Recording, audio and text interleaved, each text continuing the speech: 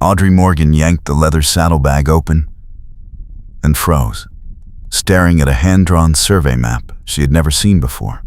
In Rattlesnake Ridge, Texas Panhandle, late August 1865, where cold rain had turned the ferry crossing into a muddy trap, and her late husband's homestead into a target.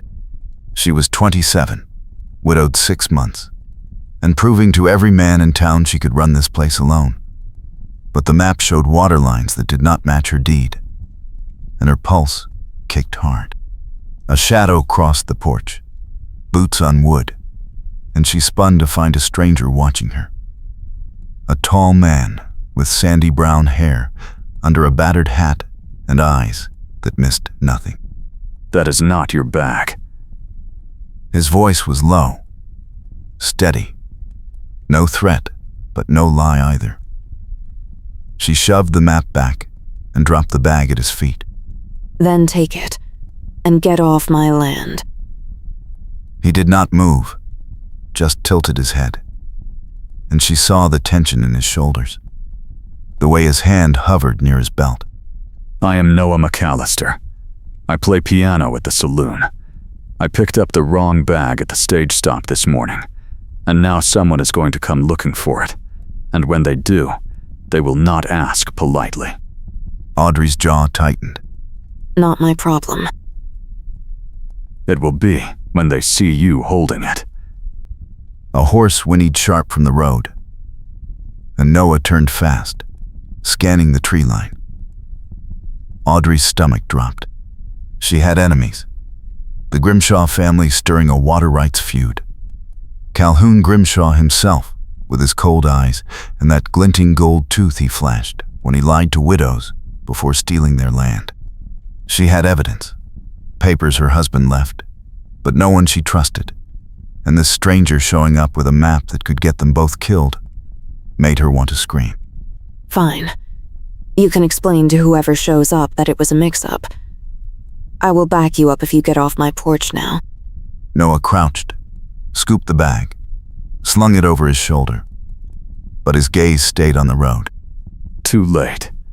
3 riders coming fast." Audrey cursed under her breath and grabbed the rifle leaning by the door. Noah caught her wrist, his grip firm but not rough. "You fire that, they will know you are involved. We hide.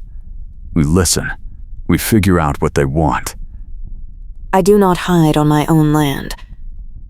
"Then you die on it. Your choice." His bluntness hit like a slap, but she saw no cruelty in his face, just cold practicality, and she hated that he was right. She yanked free and bolted for the barn, Noah right behind her, boots pounding dirt as hoofbeats thundered closer. They dove through the barn door, and Noah pulled it shut, dropping the crossbar just as voices rose outside, rough and angry.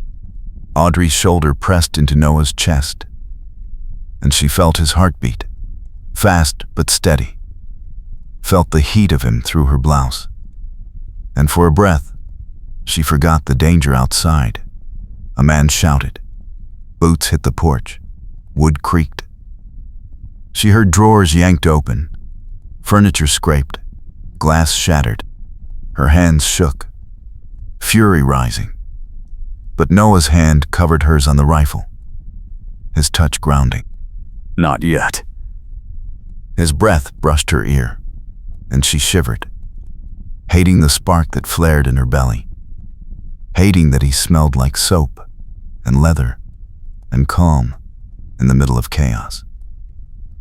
The voices faded, horses stamped, then hoofbeats retreated. Silence settled, thick and tense.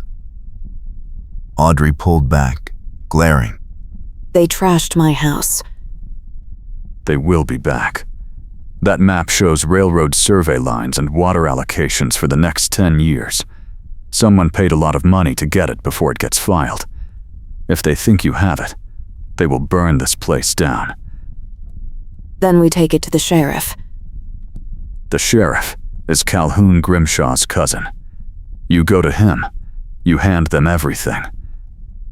Audrey wanted to argue, but she had seen the sheriff turn a blind eye when Grimshaw foreclosed on the widow 2 miles south. She exhaled hard. So what do we do? We go to the land office in town, file a report, get the map on record so it is public. Then it is worthless to steal. The land office closes at sundown. That is 20 minutes. Then, we run. They burst from the barn, and Audrey's mare was still hitched, spooked but steady. Noah swung up first, reached down, and hauled Audrey up behind him in one smooth pull. She yelped, grabbing his waist, her skirt bunching awkwardly, and Noah kicked the mare into a gallop before she could protest. The road blurred, wind tearing at her hair, and she pressed closer, thighs clamped tight, arms locked around his middle.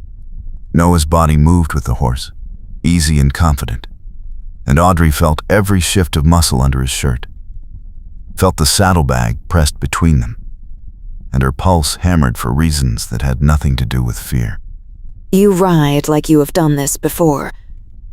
I have done a lot of things before. She wanted to ask, but a shout erupted behind them, and she twisted to see riders cresting the hill. 3 men, rifles out. Noah cursed and urged the mare faster, veering off the main road onto a narrow trail that cut between buildings at the edge of town. They hit the main street at a dead run, and Noah hauled the mare to a skidding stop in front of the land office. Audrey tumbled off, legs shaking, and Noah grabbed her hand, pulling her toward the door. Locked. The window dark. Noah slammed his fist on the frame. Damn it. Hoofbeats closed in, and Audrey saw the riders turn the corner, saw the glint of a gold tooth in the lead man's smile. Calhoun Grimshaw, broad-shouldered and cold-eyed, reined in 10 feet away, his hand resting on his holstered revolver. Grimshaw's voice was smooth, almost friendly, but his eyes were ice, and Audrey felt Noah's hand tighten on hers.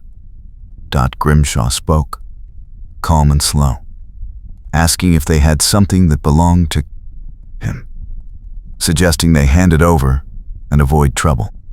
Noah did not answer, just shifted, putting himself between Audrey and the riders. Grimshaw's smile widened, that gold tooth flashing, and he said he had been good to widows in this town, helped them when times got hard, but he did not appreciate being crossed. Audrey's fury flared. You helped yourself to their land when they could not pay your rates. Grimshaw's smile vanished, and his hand moved toward his gun. Noah shoved Audrey toward the alley, and she ran, boots pounding dirt, Noah right behind her, a shot cracking the air and splintering wood above her head. They ducked into the narrow gap between the land office and the general store, and Noah pulled her up a rickety ladder, bolted to the side wall. Climb. Audrey did not argue, grabbing rungs and hauling herself up, splinters biting her palms, Noah climbing below her, his shoulder brushing her ankle. They hit the roof, flat and graveled, and Noah yanked her across it, heading for the next building. The roof edge loomed, a 4-foot gap to the saloon roof, and Audrey's stomach lurched. I am not jumping that. You are. He grabbed her hand and ran, pulling her with him, and they launched together, boots leaving the edge, wind rushing, and they landed hard on the saloon roof, rolling, Audrey's skirt tearing, her shoulders slamming into Noah's ribs. They scrambled to their feet, and Audrey laughed, breathless and wild, adrenaline singing in her veins. Noah stared at her, and for a second something fierce and bright flared in his eyes. But then boots hit the ladder below, and he grabbed her again, pulling her toward the far edge where a canvas awning stretched over the saloon's side entrance. Noah tested the awning frame, and it groaned, bolts rusted and loose. This is a bad idea. You have a better one? He did not. So they climbed over the edge, dropping onto the awning, fabric sagging under their weight, frame creaking, and Audrey's boot slipped on the slick canvas. She yelped, arms flailing, and Noah lunged, catching her forearm with both hands. His body braced against the building wall, muscles straining. Her heart slammed into her throat, and she saw his jaw set, saw the determination in his face. And then the awning tore free with a sharp crack, and they dropped together, hitting the dirt in a tangled heap, canvas collapsing over them. Audrey's breath punched out, and she lay still, Noah's weight half on top of her, his face buried in her hair, his chest heaving against hers. She felt his hand cupping the back of her head, cushioning it from the ground. Felt the heat of him everywhere, and her pulse roared in her ears. You alive? Unfortunately. He huffed a laugh, and she felt it against her neck, warm and real. And then he shifted, pulling the canvas off them, and she saw his eyes, dark and serious, saw the way his gaze dropped to her mouth and stayed there. The moment stretched, taut and aching, and she wanted to close the gap, wanted to grab his shirt and pull him down.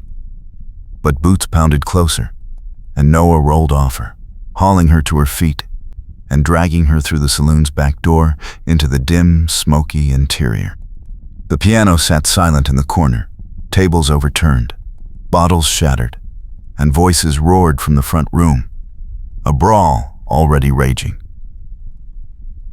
Noah pulled her toward the bar, and a man crashed into them, fist swinging wild.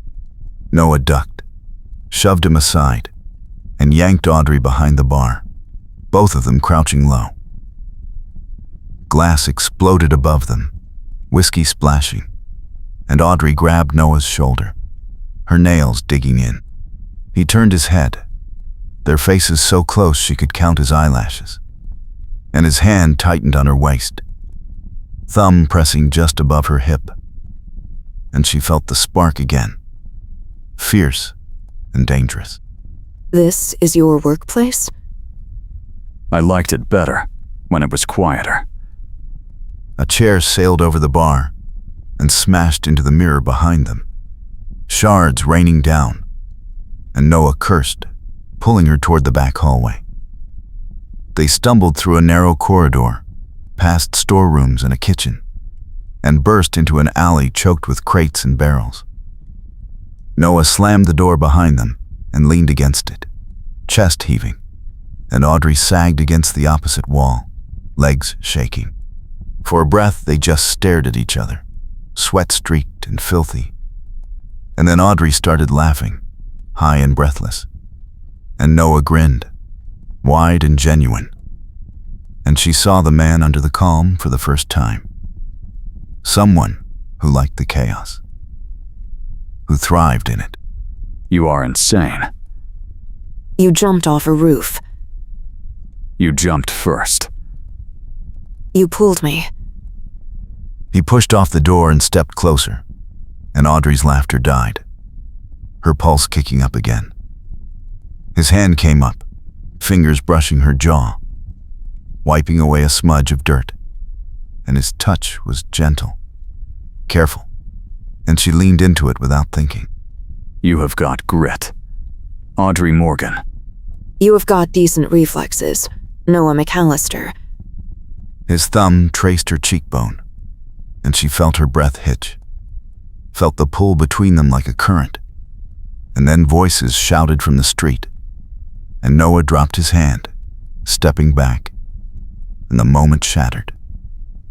He pulled the saddlebag off his shoulder and opened it, spreading the map on a crate.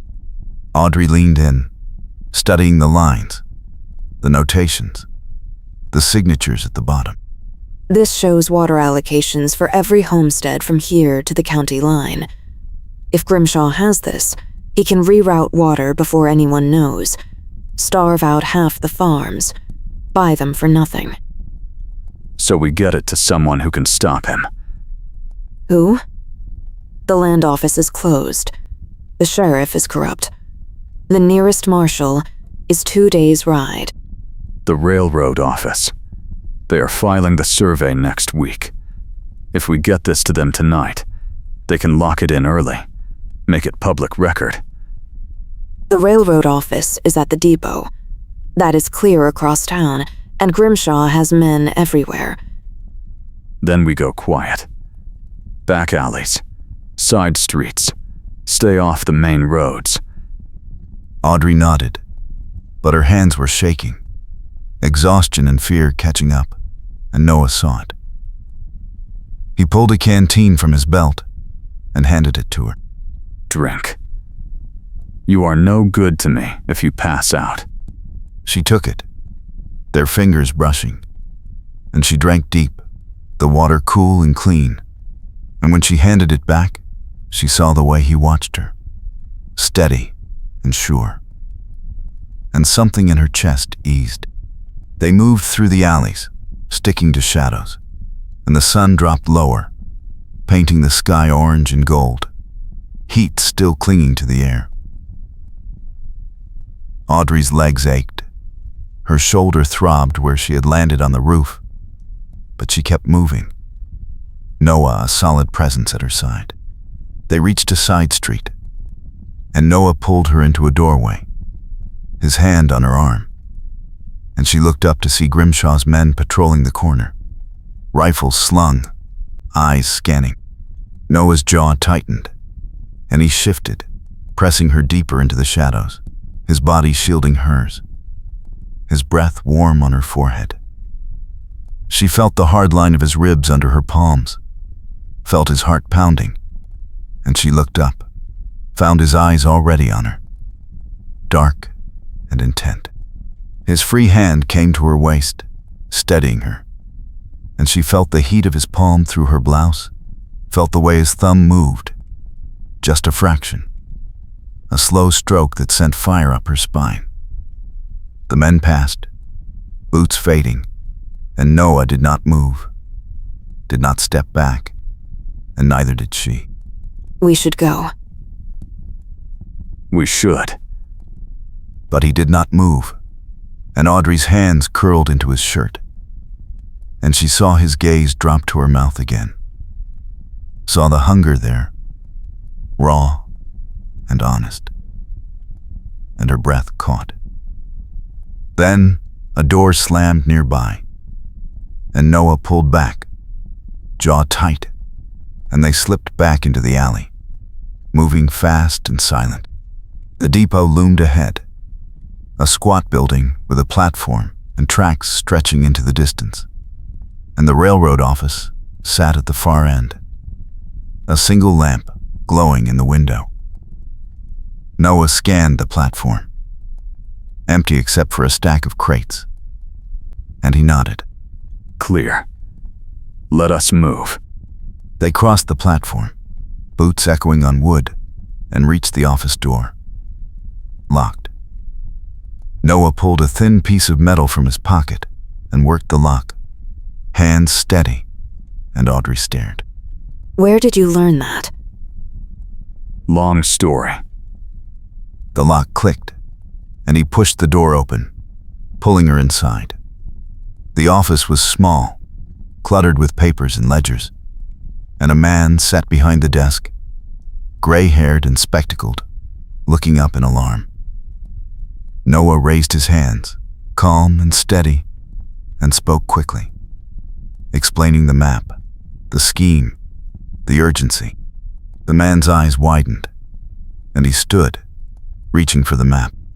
Noah handed it over, and the man spread it on the desk, studying it, his face hardening. The railroad man muttered that he recognized the signatures, that this was the official survey draft, and if Grimshaw had gotten this, the entire county would have been robbed blind. He said he would file it immediately, lock it in the safe, and have it on the morning train to the state office. He thanked them, said they had done a brave thing, and Noah nodded, pulling Audrey back toward the door.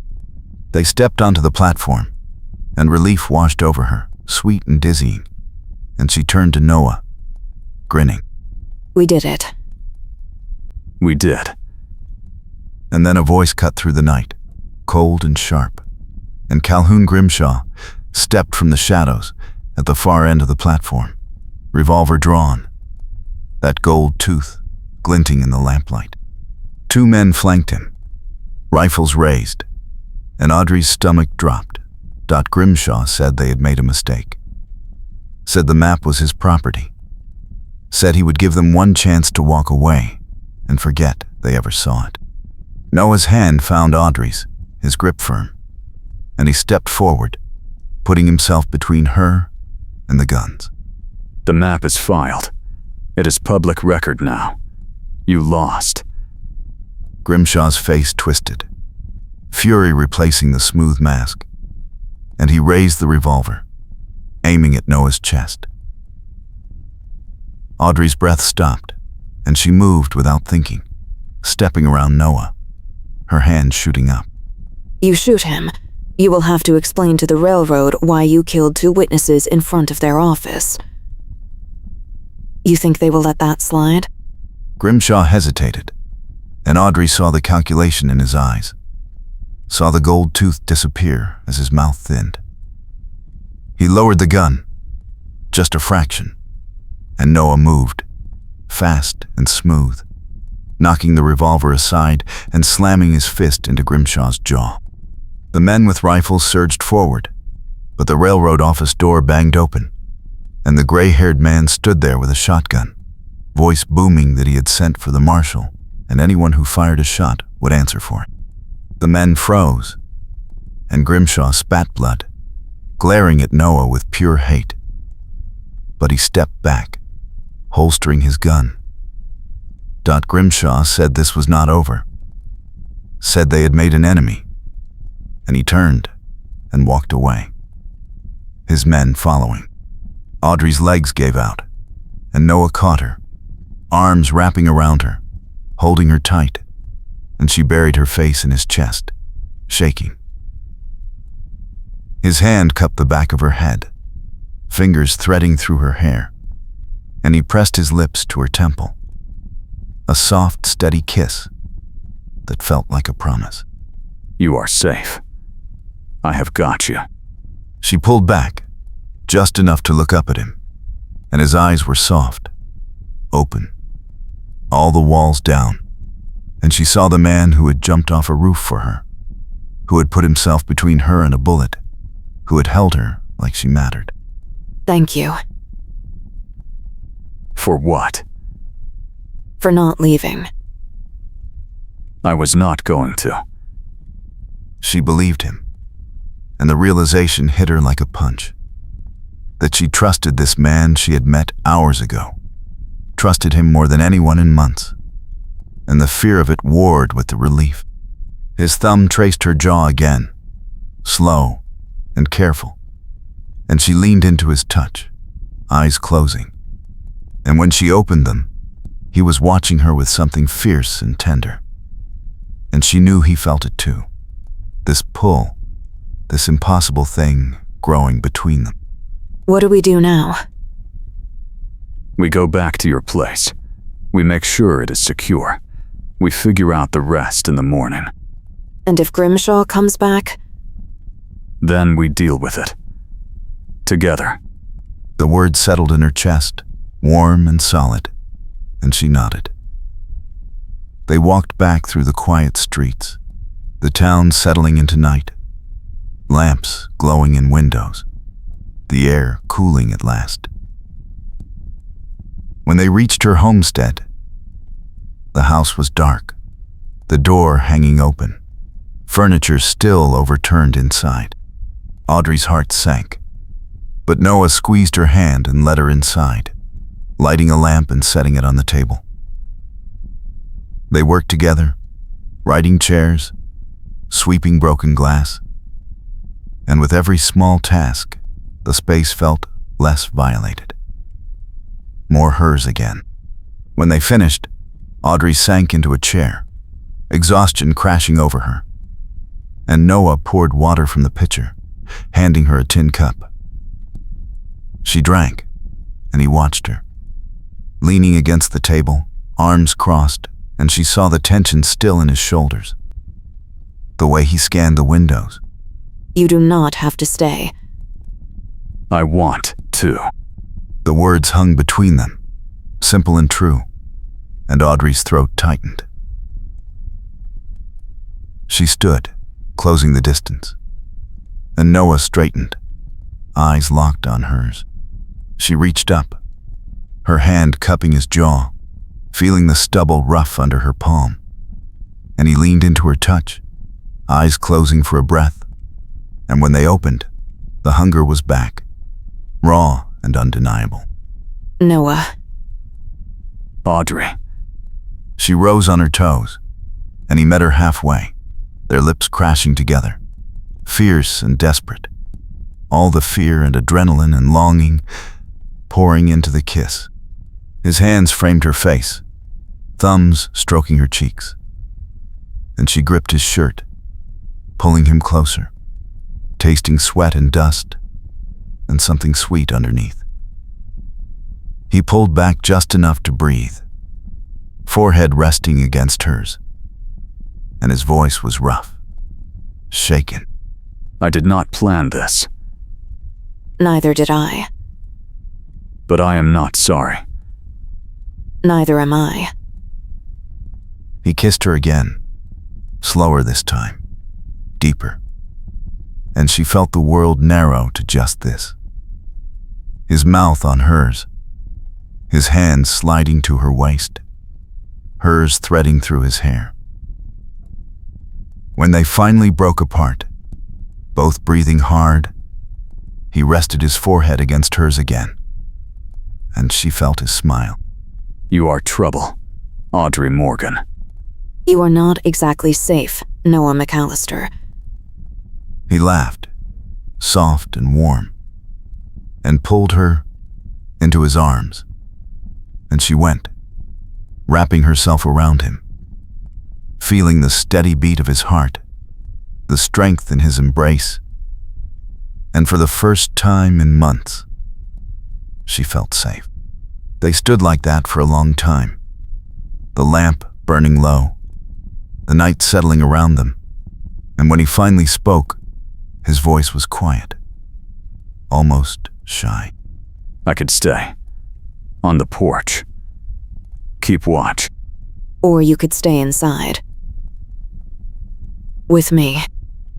He pulled back, searching her face, and she saw the question there, the uncertainty, and she smiled, taking his hand and leading him to the small room at the back where her bed sat, simple and narrow. She turned to face him, and he watched her, waiting, and she reached up, pulling the pins from her hair, letting it fall loose around her shoulders. His breath caught, and his hands came to her waist, careful and reverent, and she stepped closer, closing the last distance. Stay. I am not going anywhere. They sank onto the bed together, and he kissed her again, slow and deep, his hands exploring the curve of her waist, the line of her spine, and she felt the heat rising between them, urgent and hungry. He pulled back just enough to look at her, his eyes dark with need, and she nodded, breathless, and he shed his vest and shirt, and she helped him with the buttons, her fingers trembling. He was lean and strong, scars crossing his ribs, and she traced one with her fingertip, feeling him shiver. He reached for the buttons of her blouse, and she let him, and when the fabric fell away, he kissed her shoulder, her collarbone, the hollow of her throat, and she arched into him, gasping. They shed the rest of their clothes in a tangle of fabric and laughter and whispered need, and when he finally settled over her, his weight pressing her into the mattress, she wrapped herself around him, legs around his waist, arms around his shoulders. And he kissed her again. Deeper, and she felt the whirl dissolve into heat and breathless need, and the perfect rhythm of their bodies moving together. When they finally collapsed, tangled and breathless, he pulled the blanket over them and gathered her close, and she rested her head on his chest, listening to his heartbeat slow, feeling the rise and fall of his breathing.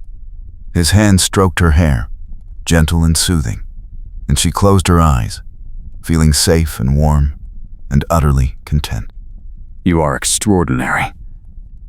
You are not so bad yourself. He laughed, soft and warm, and kissed the top of her head, and she felt sleep pulling at her, sweet and heavy. She drifted off in his arms, the lamplight fading, the night quiet around them. She woke to the sound of hoofbeats, distant but growing closer, and Noah was already moving, rolling out of bed and reaching for his pants. She sat up, heart pounding, and pulled on her blouse and skirt, fingers fumbling with buttons. How many? 3, maybe 4. Coming fast. He grabbed his shirt and vest, shrugging into them, and she pulled on her boots, hands shaking. The hoofbeats grew louder, and she heard voices, low and rough, and then a shout. The voice was Grimshaw's, cold and sharp, and she felt ice run through her veins. He brought men. He knows we have the proof. We need to move. Now. He grabbed the satchel and the map, and she snatched up the lamp, and they slipped out the back door just as the front door crashed open. She heard Grimshaw's voice, louder now, furious, and then the sound of furniture breaking. They ran across the yard, staying low, and she led him toward the barn where her horse was stabled. Behind them, she heard shouts and the crack of a gunshot, and she flinched, ducking lower. They are shooting blind. Keep moving. They reached the barn, and she pushed the door open, slipping inside. The horses shifted, spooked by the noise, and she moved to her mare, stroking her neck, calming her. Noah saddled the horse with quick, practiced movements, and she grabbed a saddle blanket and an extra canteen from the hook. Another gunshot cracked, closer this time, and she heard footsteps pounding across the yard. They are coming. Mount up. I will hold them. You are not staying behind. I am not planning to. Just give me 10 seconds. He grabbed a coil of rope from the wall and moved to the barn door, looping it across the opening at ankle height. And she understood immediately. She swung onto the mare, and he vaulted up behind her, arms wrapping around her waist. And she kicked the horse into a gallop, just as the first man reached the barn. He tripped over the rope and went down hard, cursing, and she heard Noah laugh, low and fierce, as they burst out the back of the barn and into the night. The moon was high and bright, casting long shadows, and she urged the mare faster, heading for the ridge that overlooked the river. Behind them, she heard more shouts and the thunder of hoofbeats as Grimshaw's men mounted up and gave chase. Noah's arms tightened around her, and his voice was steady in her ear. Head for the ridge. There is cover there. They will corner us. Not if we get there first. She leaned low over the mare's neck, and the horse stretched out, flying across the open ground. The ridge loomed ahead, dark and jagged, and she aimed for the narrow gap between the rocks where she used to play as a child. The path was steep and treacherous, but the mare knew it, and she trusted the horse's instincts. They plunged into the gap, and the walls closed in around them, blocking the moonlight and she heard the hoofbeats behind them falter, hesitate. Noah twisted in the saddle, looking back, and his voice was grim. They are following. 2 of them. The path splits ahead. We can lose them. Or we can end this. She felt his hand slide to the revolver at his hip, and she shook her head, fierce. No more killing. We outsmart them. Then we better be smart fast. The path split, and she took the left fork, the one that led down to the river crossing. The right fork dead-ended at a cliff, and she hoped Grimshaw's men did not know the terrain. Behind them, she heard shouting, confused, and then the hoofbeats split, one rider following, one taking the wrong path. She grinned, breathless, and Noah laughed, low and approving. You are. Brilliant. I know this land. They reached the river crossing, and the mare plunged into the water, splashing and snorting. The current was strong, swollen from recent rain, and she felt the horse struggle, legs churning. Noah's arms tightened around her, steadying her, and she leaned into him, trusting his strength. They reached the far bank, and the mare scrambled up, hooves slipping on the wet rocks. Behind them, she heard a shout and a splash, and she glanced back to see the pursuing rider fighting the current, his horse panicking. Noah did not look back. Keep moving. Grimshaw is still out there. She urged the mare up the far bank and into the trees, heading for the main road that led to the county seat. The forest was dark and close, and she felt branches whip past, stinging her face. Noah ducked low behind her, shielding her with his body, and she felt the warmth of him, the solid reassurance. They broke out of the trees onto the road, and she kicked the mare into a flat-out gallop, heading east. The sky was lightening, dawn coming fast, and she knew they had maybe an hour before Grimshaw caught up. Noah's voice was urgent in her ear. We need to reach the sheriff before he does. He will bribe the sheriff. Not if we get there first with the proof. She nodded, breathless, and pushed the mare harder. The road stretched out ahead, empty and pale in the pre-dawn light, and she felt hope, rising, fierce, and bright. They were going to make it. They had to. Behind them, she heard the distant sound of hoofbeats, and she glanced back to see a single rider. Far behind, but closing.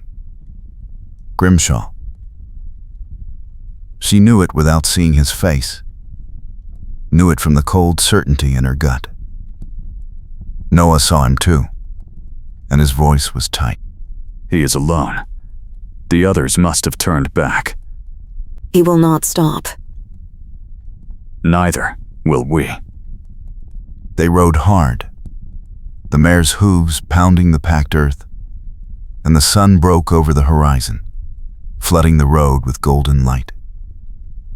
Ahead, she saw the town, small and dusty, the church steeple rising above the buildings.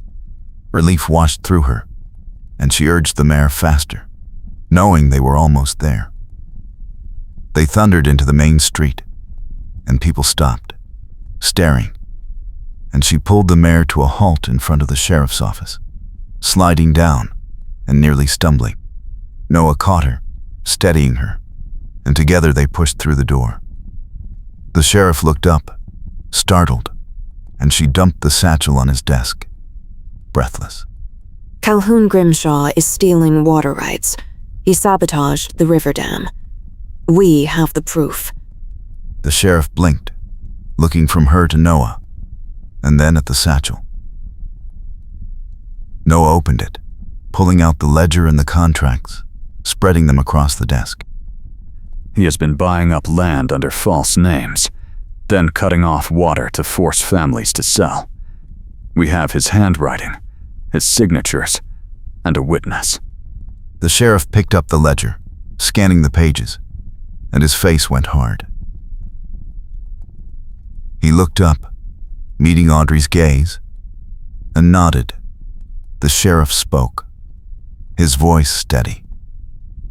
"I will send a deputy to arrest him." He is right behind us. Maybe 5 minutes out. The sheriff stood, reaching for his gun belt, and called for his deputy. The door burst open, and Grimshaw strode in, face flushed, eyes blazing. He saw Audrey and Noah, saw the ledger on the desk, and his hand went to his gun. The sheriff drew faster, leveling his revolver, and his voice was cold. The sheriff ordered him to stop. Grimshaw froze, hand hovering over his holster, and his gold tooth flashed as he smiled. Cold and vicious. Grimshaw spoke, his voice smooth. "You have no proof. Just the word of a grieving widow and a drifter." We have your ledger, your contracts, your handwriting. The sheriff gestured to the papers, and Grimshaw's smile faltered. The deputy stepped forward, hand on his gun, and Grimshaw's face twisted, fury breaking through the mask. He lunged for the door, and Noah moved, fast and fluid, tackling him to the floor. They crashed into a chair, wood splintering, and Grimshaw swung wild, catching Noah in the jaw. Noah rolled, pinning him, and the deputy moved in, snapping cuffs on Grimshaw's wrists. Grimshaw snarled, thrashing, and Noah stepped back, breathing hard, and Audrey moved to his side, hand on his arm. The sheriff hauled Grimshaw to his feet, and his voice was flat. The sheriff told him he was under arrest. Grimshaw spat, vicious, and the sheriff shoved him toward the cells. Audrey watched him go, feeling the weight lift, the fear draining away, and she turned to Noah, and he was grinning, breathless, and wild. We did it. We did.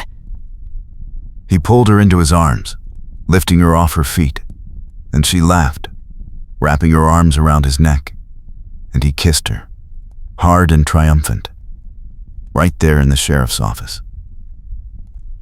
When he set her down, the sheriff was watching, eyebrows raised, and she felt her cheeks flush. The sheriff cleared his throat. The sheriff asked if they needed anything else. Just a witness statement. And maybe a place to rest. The sheriff nodded, gesturing to the chairs, and they sat, and she took Noah's hand, lacing her fingers through his. The deputy brought coffee, strong and bitter, and they drank, silent and exhausted. Outside, the town was waking up, voices drifting through the open window, and she felt the tension drain away, leaving only bone-deep weariness and something lighter, sweeter. Noah's thumb stroked the back of her hand, and she looked at him. And he smiled, and it was warm and real and full of promise. What now? Now we go home. Your home or mine? Ours. He blinked, and then his smile widened, and he leaned in, kissing her softly, and she tasted coffee and relief and the beginning of something good. When they finally left the sheriff's office, the sun was high and bright, and the street was bustling. People stared, curious, and she felt Noah's hand at the small of her back, protective and warm. They walked to the livery, where the mare was resting, and Noah saddled her, and they rode out together, heading back toward her ranch. The ride was slow and easy, the urgency gone, and they talked, soft and meandering, about the ranch, about plans, about the future. He told her about his past, the things he had run from, and she listened. And when he finished, she told him about hers, and he listened. And it felt right, this sharing, this trust. They reached the ranch as the sun was setting, painting the sky orange and gold, and she slid down from the mare, and he followed, and they stood together, looking at the house, the land, the cottonwood tree, casting long shadows. She turned to him, and his eyes were warm, steady, and she felt her heart swell. Stay. I already told you.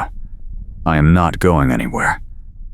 He pulled her close, and she rested her head on his chest, listening to his heartbeat, feeling the warmth of the evening sun on her face. The town would talk, she knew, but she did not care. She had her land, her future, and the man she loved. That was enough. More than enough. He tilted her chin up, and she met his gaze, and he smiled, slow and sweet. Marry me. Yes. He laughed, surprised and delighted, and kissed her, and she kissed him back, and the world felt wide and bright and full of promise. They stood under the cottonwood tree, wrapped in blankets, sharing coffee from a tin cup, and the stars came out, bright and infinite.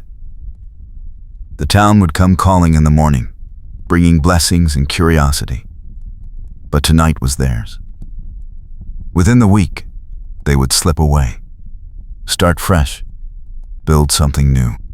But for now, she leaned into him, feeling the warmth of his body, the steady rhythm of his breathing, and she smiled, and he smiled, and the night settled around them.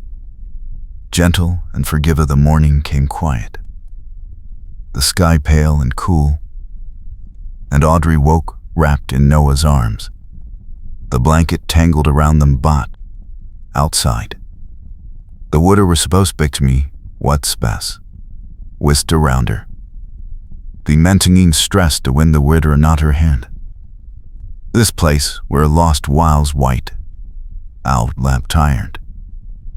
Going straining I didn't take it out of that thing. I also minded then, all the calming in the player door stores the twice. They had stayed beneath the cottonwood all night, talking until words ran out, then just holding each other, listening to the wind in the leaves. She stirred, and he tightened his hold, pressing a kiss to her hair. Morning. Morning. She turned in his arms, facing him, and his eyes were soft, warm, and she felt her heart settle. This was real. This was hers.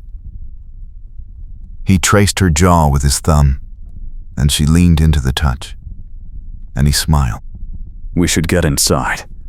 Town will be here soon. Let them wait.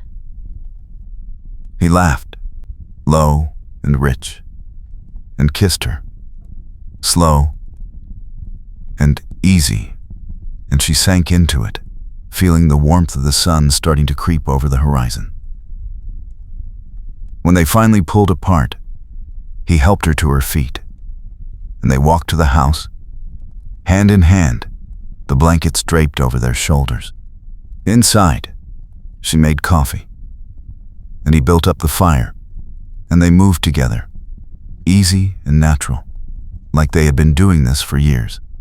The coffee was strong and bitter, and she added a little sugar, and he drank his black, and they sat at the small table, knees touching, and she felt the world narrow to just this. Just him. Just now. What do we tell them? The truth. That I am staying. That we are getting married. They will talk. Let them. She smiled, and he reached across the table, taking her hand, and she laced her fingers through his. A knock came at the door, sharp and brisk, and they both looked up. Audrey rose, and Noah followed, and she opened the door to find the sheriff standing there, hat in hand, looking tired but pleased. The sheriff nodded to them both, his gaze flicking to their joined hands, and he smiled, just a little. Sheriff spoke plain and direct, telling them Grimshaw was in custody, the trial set for the following week, and the water rights secured. The town council had reviewed the evidence, and the sabotage charges were solid. Audrey felt relief wash over her, and Noah squeezed her hand. The sheriff tipped his hat, congratulated them both, and left, and they stood in the doorway, watching him ride away. Audrey turned to Noah, and he was grinning, and she laughed, and he pulled her close, lifting her off her feet, spinning her around. We did it. We did. He set her down, and she kissed him, quick and fierce, and he kissed her back, and the future stretched out before them, wide and bright. The next days blurred together, a rush of visits and well-wishes, the town coming to celebrate, and Audrey felt herself softening, letting the community in. Noah stayed close, steady and calm, and she leaned on him, and he leaned on her, and it felt right. They planned the wedding, simple and quick, beneath the cottonwood tree, and the whole town came, bringing food and music and laughter. Audrey wore a simple dress, pale blue, and Noah wore his best shirt, and when the preacher asked if she would take him, she said yes without hesitation. And when he asked Noah, he said yes, his voice strong and sure. And the town cheered. He kissed her, and she kissed him back, and the world felt full and perfect. They danced under the stars, the town playing fiddles and guitars, and Audrey laughed, and Noah spun her, and she felt lighter than she had in years. When the music finally stopped and the town drifted away, they stood alone beneath the cottonwood, and he pulled her close, and she rested her head on his chest. Ready to leave? Ready. They had packed light, just enough for the road, and the next morning, they rode out together, heading west, toward new land, new possibilities. The town waved them off, and Audrey looked back once, seeing the ranch, the cottonwood, the life she had fought so hard to keep. And she felt gratitude, but no regret. This was the right choice. Noah reached over, taking her hand, and she smiled. And they rode on, the sun warming their backs, the road stretching out before them, and the future theirs to make. They rode for 3 days, following the river west, camping under open sky, sharing stories and plans and quiet moments. The land changed around them, the scrub giving way to rolling hills, and Audrey felt the tension she had carried for so long finally ease. Noah was easy company, quick to laugh, steady in crisis, and she found herself watching him when he wasn't looking, memorizing the way he moved, the way he smiled. On the 3rd night, they made camp near a creek, and he built a fire while she unpacked their supplies. The evening was warm, the air still, and she sat beside him, close enough to feel his warmth, and he looked at her, and she saw the question in his eyes. No regrets? None. Good. He leaned in, and she met him halfway, and the kiss was slow and sweet, and when they pulled apart, she felt his smile against her lips. They sat together, watching the fire, and she rested her head on his shoulder, and he wrapped an arm around her, and the night settled around them, peaceful and full. The next morning, they reached a small settlement, barely more than a few buildings clustered around a trading post. And Noah suggested they stop, resupply, ask about land. Audrey agreed, and they rode in together, drawing curious looks from the few people on the street. The trading post owner was an older man, gruff but friendly, and he sold them supplies and told them about a stretch of land farther west, unclaimed, good water, decent soil. Noah thanked him, and they left, riding out with renewed purpose. The land the man described was 2 days farther, and they pushed on, eager now. And when they finally crested the ridge and saw it spread out below, Audrey caught her breath. It was beautiful, green and rolling, a creek cutting through the center, trees dotting the hillsides. Noah reined in beside her, and she looked at him, and he was smiling, and she smiled back. This is it. This is it. They rode down together, dismounting near the creek, and Audrey walked the land, feeling the soil, testing the water. And it was good. Better than good. Noah stood beside her, watching, and when she turned to him, he pulled her close, and she went willingly, and they stood together, looking at their future. We can build here. Start fresh. Together. Together. He kissed her, and she kissed him back, and the world felt wide and bright and full of promise. They spent the next week marking out the land, planning where to build, and Audrey felt a joy she had not known in years. Noah worked beside her, strong and steady, and they talked and laughed and planned, and every night they sat by the fire, wrapped in blankets, sharing coffee and stories. One evening, as the sun set, painting the sky orange and gold, Noah pulled her close, and she rested against him.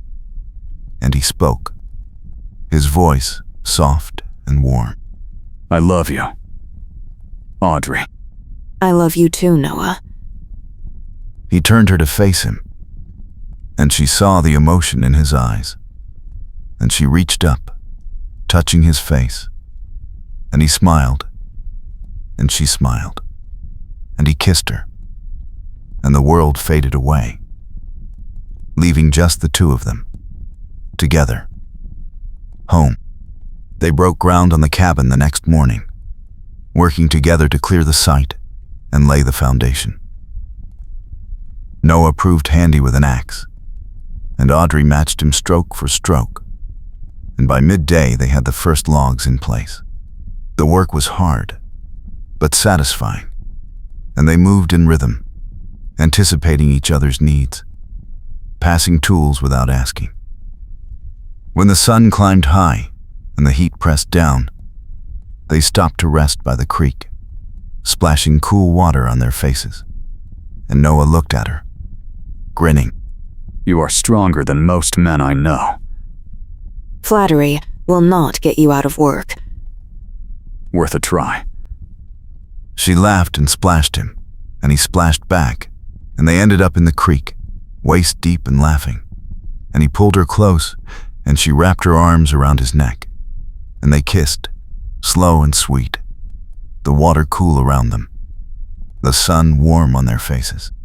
When they finally climbed out, dripping and breathless, they lay on the bank, letting the sun dry them, and Audrey felt content, truly content, for the first time in her life. The days that followed blurred together in a haze of work and laughter and growing love. The cabin took shape, walls rising, roof going on, and by the end of the second week, it was finished, simple but solid.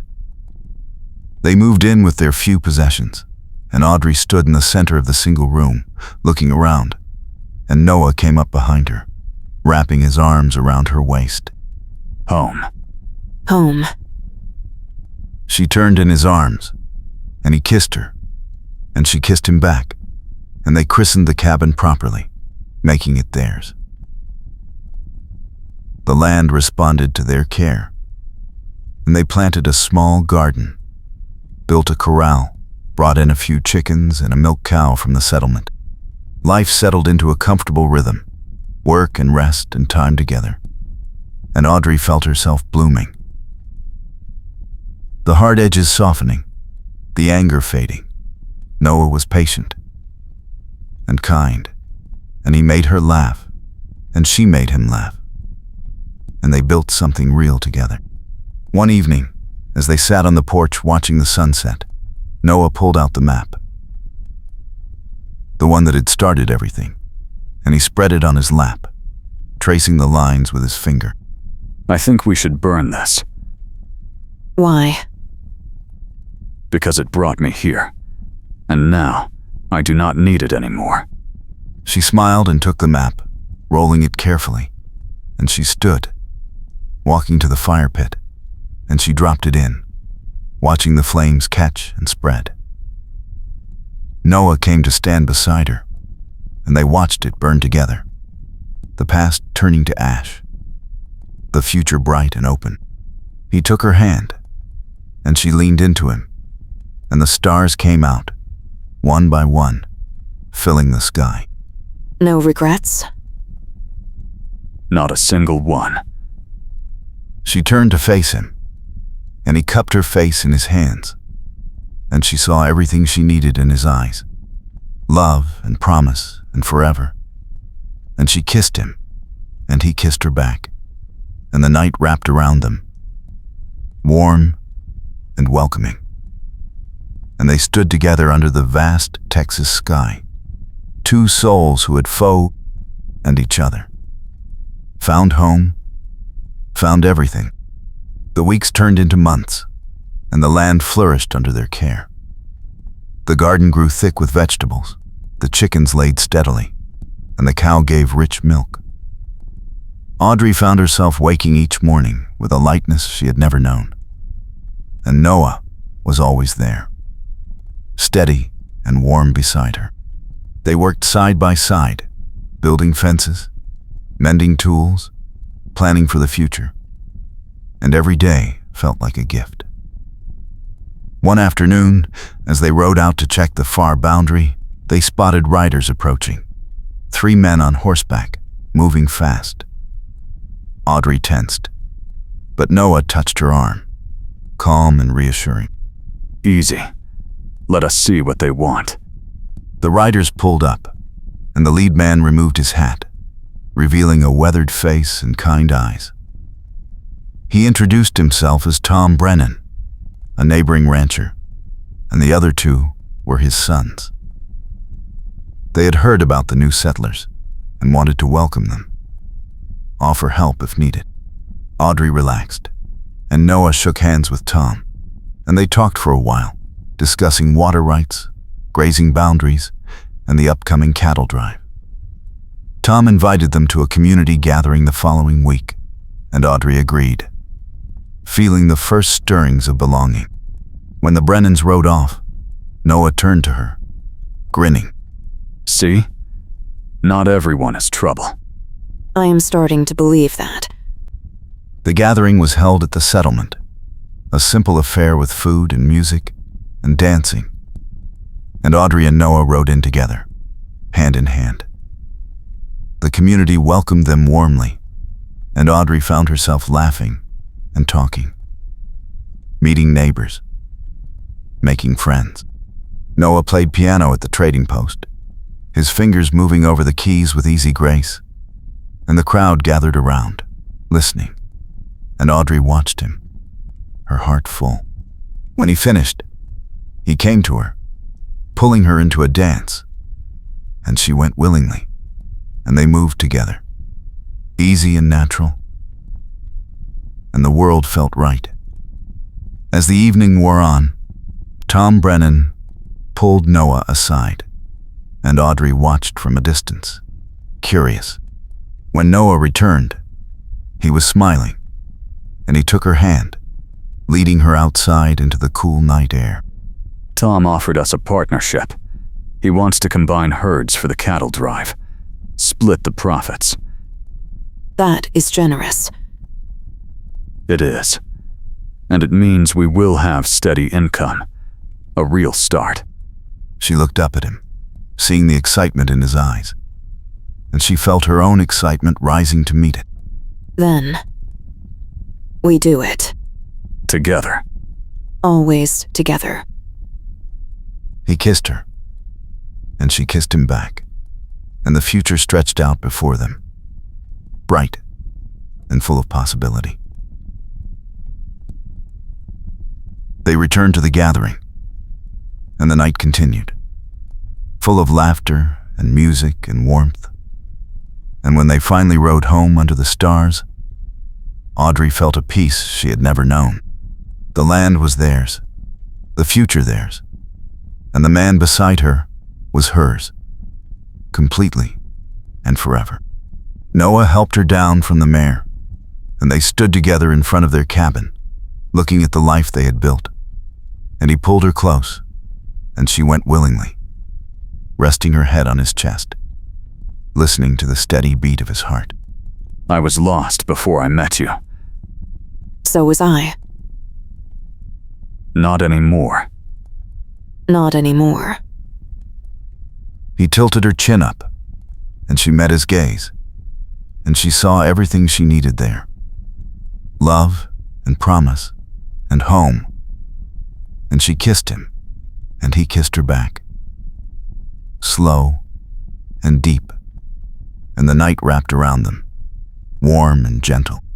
They walked inside together, hand in hand, and Noah closed the door behind them, shutting out the world. And Audrey turned to him, and he pulled her into his arms, and they stood together in the quiet of their home. Two souls who had found each other against all odds. The lamp flickered, casting warm light across the room, and Noah touched her face, his fingers gentle, reverent. And she leaned into his touch, feeling safe, loved, cherished. Forever? She'd warned Rundant Reckling, once out of said, there were place at the time. The warned the wind stas with the pier and that carve. They were there loved when a lost lod's mark to win. And stress. I looked Boeing frest in the teaching dine ties. The head had part from over. I called it tire, but my finally was pay for a crisis it's wisting. Forever. He smiled, and she smiled, and he kissed her again, and she kissed him back, and the world faded away, leaving just the two of them, together, home. Complete. Outside, the stars shone bright over the Texas plains, and the wind whispered through the cottonwoods, and the land stretched out, wide and open and full of promise. And inside the little cabin, two hearts beat as one. Two lives joined. Two futures merged into something beautiful and strong and enduring. N.D. love. Real and true and hard won. Filled every corner, every shadow, every breath. And it was enough. More than enough. It was everything.